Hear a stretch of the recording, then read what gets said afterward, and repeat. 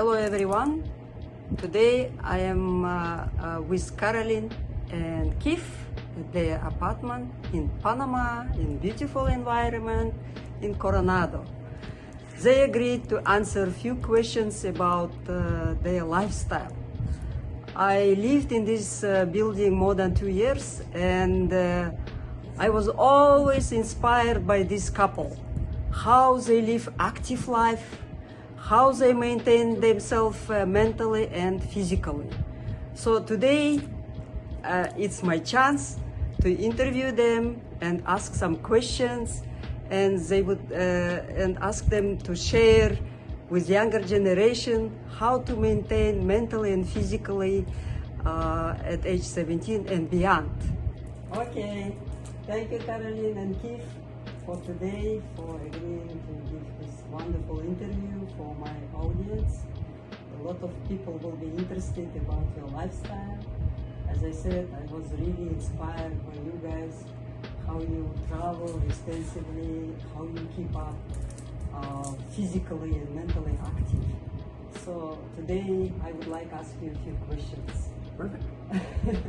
So first of all, if you will tell our audience your names and where are you from, your age, and how long you have been retired, and how long you already live in Panama. Perfect. You start. Okay, Keith Dick.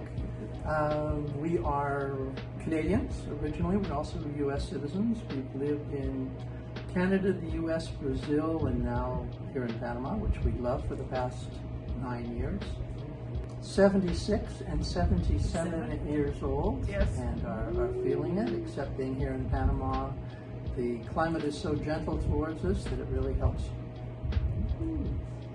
So how many years you have been retired already? Been retired for 9 years, and then we came down here a year later, so we've been here about 9 years. Oh, that's amazing. So, Keith, you've been retired like 9 years already, and you were holding a senior position in finance and being very, very busy in the finance industry. And as I know, when people retire from busy life, from busy industry, they start to live some sense of purpose in life. So how you motivate yourself? How you keep yourself occupied and motivated? Yeah, no, that's an excellent question, because I loved what I was doing. I worked until I was 66, 46 years. The last assignment that I had, I took a project for 4 years, which I found very stimulating. And then all of a sudden at the end, I found it's time to start working. And many people, as you said, have problems figuring out what they're going to do in retirement. And I must say that I had no problem at all. I was delighted not to have to get up at 4 o'clock in the morning to go into the office, to be able to get up in the morning and have a clean slate, sometimes not even know what day it is. Oh, nice. So it was great, but that's the work side of it, I guess. The purpose in life, I think we've really found through our service to the community. We didn't, or I certainly didn't really feel that I had the time or the energy to do what perhaps I should have done or really wanted to do when I was working. But when we came to Panama in particular, we both felt very important to give back to the local community. Yeah. So Carolyn is very active with her group of ladies.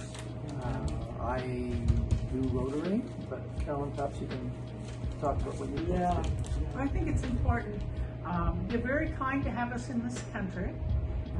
They're wonderful, kind people, but the level of living quality for the lower level earners is very low, and they don't have the option of all the things that we have. So we try very hard to do things and give back to the community, whether it's through service to personal service to the community, or we happen to go, one of the groups We go up to the hospital up in Penanome and take newborn babies, nice little outfits. Times have improved for many people here, but we still get a lot of people from the mountains, and 12, 13, 14-year-old girls who are pregnant, and they really have nothing to take the kids home with wrapped up in, so we give them those sorts of things. And then we also go up to the mountains and take, because we North Americans have way too many clothes, and they don't have nearly enough. They don't have places to go shopping. And in many cases, they don't have money and they don't have shoes. So we put together what we have, we buy some extra things, and Barb Scott and are helping us help others. We take probably 2 tons of supplies up to the mountains to distribute to people there. This is really amazing, Caroline, and keep what you're doing for communities. You are like, you both are acting like a leaders. There is a famous quote about leaders, like a leader always leading the place even better than it was before. So this is you exactly what you both doing, contributing to local community, sharing your knowledge and helping and supporting others. So I am following you, Caroline, in your Facebook, and I always say to my friends, look what people doing there in Panama. They're not just sitting at home and just waiting for like, wow, okay, I'm retired, that's it, I have done. But you both are so active, and for example, Caroline, you've been a president of this building for many years, and we can see the beautiful results of your fruitful work. So and you still continue to do that. How you, what is community for you as well? Like you are a very social person, as I can tell and I can see. I think the thing is, there are many people who enjoy doing things, getting together with groups. There are not that many doobies, and that's what I call them. People who organize, will have a group, we're sewing, we're doing this, or we're doing toys for the Christmas parties. Someone always needs to organize. Yes, exactly. This is here what I actually think delegation is my strong suit. But I have wonderful people. They're all looking for something to do, some way to give back, and it's simply a matter of being organized and getting yourself out there. But it's amazing skill to organize different nationalities, different ages, different characters of people to bring together for one purpose. This is amazing. I was participating with you in few aqua aerobic classes, and I always was observing how communicative you are, and I always noticed, like for example, when you see a new person in the class, like in the session of aerobics, you always approach that person, you go to that person, ask questions, introduce yourself. You always like greeting and welcoming people. This is what I noticed in you, that it's an amazing skill. Because as a new person, when I came here, I was feeling like, like not comfortable, and I don't know anybody. And I'm sure that there are other women who will listen this one, they will also say that when someone comes and approaches and greeting, it's wonderful. So this is how I see you. You are so communicative. Also, when you were saying, like I was alone here, and she came and said, like, do you like painting? Like, is she reading my mind or what? And like, I was really surprised, like how you get contacts with people. So this is what I really liked it, and like you are like a psychologist as well. No, I think we're all afraid that we'll be turned down. But basically, does your desire to make friends, to be included, is that greater than your fear of being rejected? Nobody's going to reject you here. The people who live in this building, they don't have 27 family members in the area. We all become family, and that's important. And it's something I'm not sure I learned until we lived in Brazil. And then we were each other's family. This is amazing how you contribute into the community. Well, it was interesting. Carolyn mentions Brazil, and I moved down there with a company move, and I was in a city of 17 million people with no English newspaper, radio, television, books, anything, and down there by myself. No cell phones. No cell phones, no internet. Yeah. It was a lousy time to be an expat. But the local community is expat communities. Is your community and support group, and that's the same with expat groups anywhere in the world. And we very much appreciated that. That's one of the reasons why we came to Panama and lived in an expat community, because there is the support system. You know, we're all, as Carolyn says, we don't have family here. We're our own family. Yeah. Carolyn, as you rightly mentioned, is extremely outgoing and good at making people feel welcome. Yeah, it's amazing. And your family is in USA, yeah, right now. Your kids In Canada. In Canada. And you have been married how many years? 56 so far. Wow. Yes. It's Don't take anything for granted. even it's more than how you call it, like a golden wedding. Yes. Golden Yes. wedding, you do it when you live together 50 years. I Yeah. believe that's true. Yeah. Then after that, I don't know. It's after gold. What is next? I have no idea. Somewhere we're going to hit a platinum level, Yes. I'm sure. Platinum, yes, exactly. Maybe it's a platinum next one. So there are many young families right now in the world which are not holding to each other.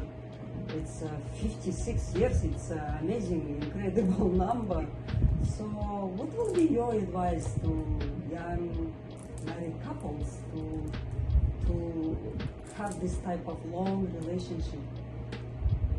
Would you like to take that? Well, I'll go with my basic thing that I think I've found out in life.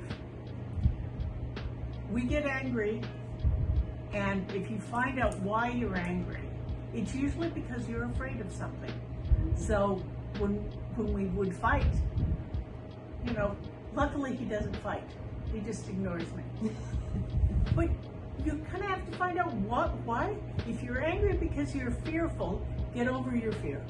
Deal with whatever it is. And then he has a wonderful sense of humor, and that really does help a lot.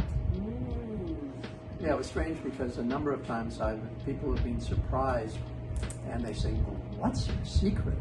Yeah. And I say, perseverance. And that seems disappointing and surprising, but it really is. Marriage is something you have to work at. And you do have to, beyond loving a person, liking them. That's what helps. And being, considerate and caring and respectful. Those are very important. And don't ever hold grudges. It doesn't get you anywhere in life. Anger is just a wasted emotion that sucks the life out of you. Yeah.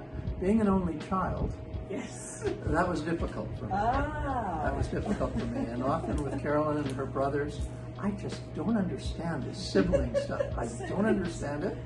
It makes no sense that people can get angry with each other and then all of a sudden everything's fine. But that's fine. We have worked on it, and I think we're still pretty happy with each other. Wow, this is amazing. And how many kids and grandkids you have? 2 sons up in Canada. They came with us when we moved down to Chicago, but they went back to Canada's university, and they prefer it there. And we have 3 grandchildren in Toronto, 24 twins and 21, and then 2 grandsons in Gatineau, which is across the river from Ottawa. And I just remembered they are 11 and 14, and the reason I know that is I just looked at their passports because I'm arranging a trip to Slovenia for them. So that's why. sometimes I forget, but now I know. Your grandkids, the eldest one is 24, yeah? Yeah. 24 years old, wow. So maybe you will have great grandkids soon also. It is unlikely, but it's not something we're really counting on. no. Okay, thank you. I also know that you guys are traveling extensively a lot and planning ahead all these complicated cruises and trips. For me, it's incredible what kind of planning skills you need to involve there, and also how physically you need to be strong. Because I am also a traveler, but I am 20 years younger than you, and We noticed. yes, so Yes. and I know how it is traveling by air, by land, and by sea. So how you guys keep up your fitness levels and how you stay so strong? Yeah, I'm just going to do the first part, if I may. Yeah, the traveling is something that we always knew there was going to be an end point where we couldn't physically, or becoming increasingly scared of mentally, not being able to travel. And that point is coming towards this kind of thing. So we, as you pointed out, we are traveling quite a bit. We've been to 60 countries so far. We're planned ahead to April of 2026, and we'll be up to 78 countries. So we're trying to get as much travel in as we can before that awful day hits. And sometimes we have problems on a trip, like we did recently with the incredible heat in Cambodia at Angkor Wat. But we still intend. We have a lot of places to see, and we want to do that. But to your point about long travel, when you really look at, people think of travel as flights. Yeah. If you really tack on either ends, when we came back from Tokyo, I think it was 55 hours from the moment we left the ship until we arrived at our condo. And that's a long time. It is. A long time. 2 days. Yep. Yeah, but the secret is, one was an overnight flight. Yeah. So that really doesn't count. They give you a nice dinner, you can watch stuff, you can usually sleep. In Charles de Gaulle we had some 4 or 5 hours. Yeah. And it was a daytime flight, but I think we all slept, didn't we? But one of the things we've learned, for example, is that our trips, we tend to take cruises. You're in a location for a day, which is a shame because you don't get to know it, but at least you've seen it, kind of thing. And walking for 5 to 8 hours gets a little tiring at our age. But we've adapted. We have little folding stools that when the guide stops to talk about something, we whip them out and we sit there. Yeah, And very popular. They've been admired in many countries. so we've learned to have coping mechanisms like that, and we take it pretty easy on the ship. But in terms of preparing for that, we don't do as much physical activity as we should. Our bodies have taken a lot of beatings through athletics and things when we were kids. Carolyn was a competitive figure skater, and all of those landings of jumps on hard ice take their toll on knees and ankles and hips and that kind of thing. But yeah, so we don't go to the excellent gym we have in this building as often as we should, but we try to walk. We golf, 4 or 5 times a week, kind of thing. We go down to the pool and do pool walking, not swimming distances. I worked my way through university as a lifeguard and swimming instructor, and I don't want to get my head in the water all that much anymore. That's fine. But we can do that kind of thing and still feel pretty good. Yeah, we don't do the 8-hour trips anymore. Yeah. We decided that's for the younger people. 8 hours in 42 degrees centigrade weather and 95% humidity is too much for us now. Which is why we didn't go to India on our way back, whereas you folks did. Yeah, I think that the fact that we can't deal with the heat has surprised both of us. Yeah. That the older we get, the less we can deal with the heat. but we manage to keep ourselves pretty active. We don't go, as I say, we don't train in the gym like other people, like we should, but we're still relatively fit and active. Flexible. Yeah, that is That good. was the secret. This is a secret, yeah. And you go 3 times a week in swimming pool for aqua aerobics, intensive aqua aerobics. Yeah, I get pretty tired. Yeah, even yesterday I was feeling that fun.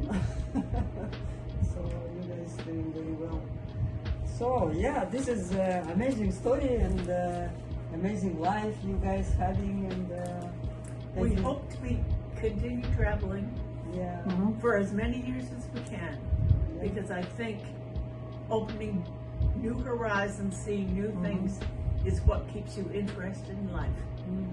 Yeah, and mentally, you're exactly right. I mean, stimulation from travel. I mean, even we watch a lot of documentaries on television. We don't watch cat videos. And there's just so many interesting things with history and technology that's available to look at. We're very interested in that. It's also like a learning, always It is. learning something new, also keeping your mind. Keeping mind active is extremely important as you get older, for sure. And also when you're planning for 2 years ahead, also. Great. YouTube is wonderful because you can say, well, we thought we wanted to go there, and you watch your knee and say, no, I don't think so. Let's try another place. Yeah, or boy, that's really interesting, so we'll Yes. go there. Yeah. Because we've ended up going places we didn't think we were interested in. This is another question, Caroline. How do you guys choose where to go? What's the main thing? How you choose it? Yeah, It's like history or something else? No, that's an excellent question. I mean, one of the thing, we often hire local guides when we go places, and I try to prepare them to customize tours for us over 2 or 3 days or whatever by telling them exactly that. And we love museums, architecture, temples and cathedrals, Yes. museums, sculptures, and physical beauty. Yeah. We have many friends who only go to eat various places. That's not our thing. We enjoy the food, but we're not going to all these places to taste test all the food. Yeah, and we know people that go to some lovely locations and they go to the Hard Rock Cafe Yes. Yeah. for dinner. Yes. And, you know, If you're in medicine, you shouldn't be Or going to the Hard Starbucks, Rock. yeah? exactly right. So this is a very good point, and thank you very much for all interesting facts in your life. And in conclusion, in summary, what you will tell, what are the main ingredients? Like, if you will give some ingredients for successful and active life, as you have, like 3 main ingredients. What is that? Maybe Caroline can give good sense of 3 humor. answers. Oh, that is good, yeah. Inquiring mind Exactly, curiosity. Curiosity, yeah? Okay. Wow. and total ability to forgive everything. If you expect nothing, you are never disappointed. So everything is a pleasant surprise. And yet have high standards for yourself. Yes. This is amazing. Okay, thank you very much for your lovely conversation. And thank you. I believe my audience will love what you have told them. And if you can give the last, like, final advice for younger people, what they should do now to be active and strong and mentally and physically as you are right now. Keep yourself active. Keep your mind active in terms of, always strive to learn something new. Curiosity, as Carolyn said. Plan. Don't just let the future happen to you. Yes. Plan for it. There's a certain amount of things you will want to do in life, and you have to define them and figure out how you're going to get there. Now that's being my life, project planning, analysis. So for me it comes really easily, but that isn't a given. It isn't a natural thing. And do things that make you happy. Yeah. Life is an adventure. Enjoy it. Thank you so much. Well, thank you you. so much. So And, your friendship. Happy Christmas Thank you so and much. Happy New Year. Thank you. I wish you in the next year more blessings towards to you, more beautiful new people in your life, and something new which you like. Thank you. Happen to you also. Thank you. And I am blessed that I met you guys here, and you really inspire me for, like, you are like my model, like a model. When you have an example and model, and you can talk and ask questions, it's amazing. So it also gives us as a younger generation a hope that it's possible, that everything is in your hands. Well, it's been wonderful knowing you. It's been a total delight. Thank you. So thank you. Thank you so much. This is ridiculously beautiful. Ridiculous. It's gorgeous. This is the view which Caroline and Keith have from their apartment. Beautiful ocean. Beautiful environment.